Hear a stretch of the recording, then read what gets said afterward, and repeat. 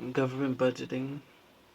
In this section, we discuss the issues involved in appropriately measuring the national deficit and the national debt. As discussed in Chapter 1, government debt is the amount that a government owes to others who have loaned it money.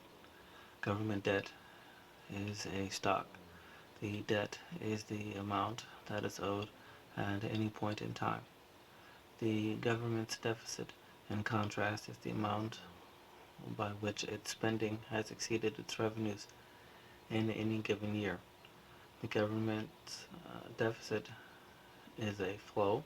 The deficit is the amount each year by which expenditures exceed revenues. Each year's deficit flow is added to the previous year's debt stock to produce a new stock of debt owed. Sidebar: debt, the amount a government owes to those who have loaned it money, and deficit, the amount by which a government's spending exceeds its revenues in a given year. The budget deficit in recent years. Figure 4-1 graphs the level of federal government revenue, spending, and surplus deficit from 1965 to the present. As figure 1-4 from chapter 1 shows, the late 1960s marked the end of an era of post-World War II balanced budgets in the United States. The period from the late 1960s through 1992 was marked by a fairly steady upward march in government expenditures due to the introduction and expansion of the nation's largest social insurance programs.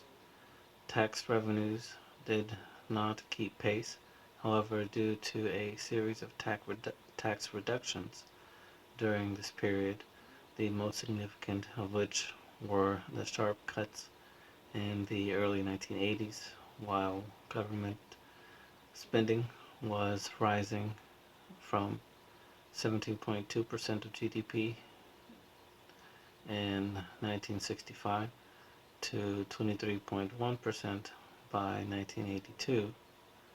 Taxes were roughly constant as a share of GDP at 18%.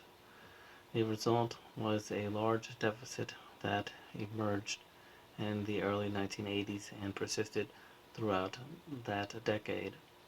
The fiscal picture reversed dramatically in the 1990s. By the end of that decade, spending had fallen back to under 20% of GDP due to restrictions in military spending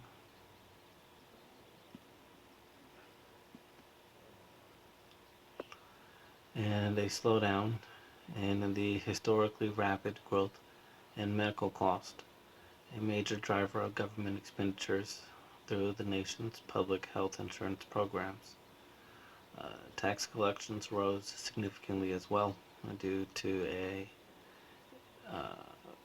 tax increase on the highest income groups enacted in 1993 and a very rapid rise in asset values relative to GDP, which led to a large increase in capital income taxes, the taxes collected on asset returns.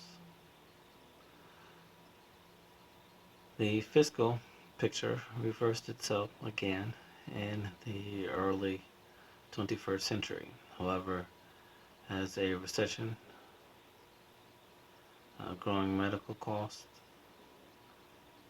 and a growing military budget caused government spending to rise to 20.5% of GDP in 2008.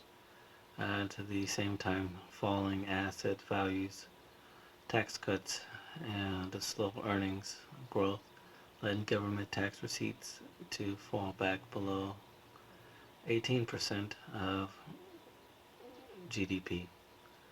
The budget deficit rose in the first half of this decade, peaking at 3.6% of GDP in 2004, before shrinking again through 2007.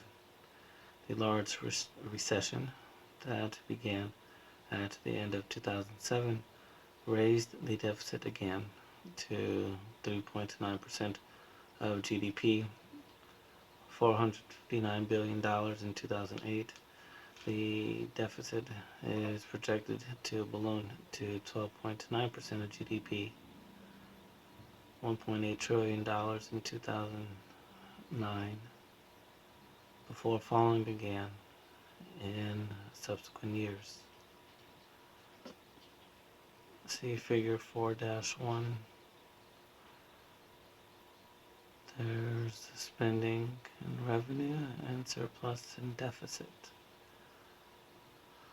Federal taxes, spending, and the deficit through time in the United States. Federal government spending rose fairly steady from 1965 through the mid-1980s, but tax revenues did not keep pace, leading to a large deficit.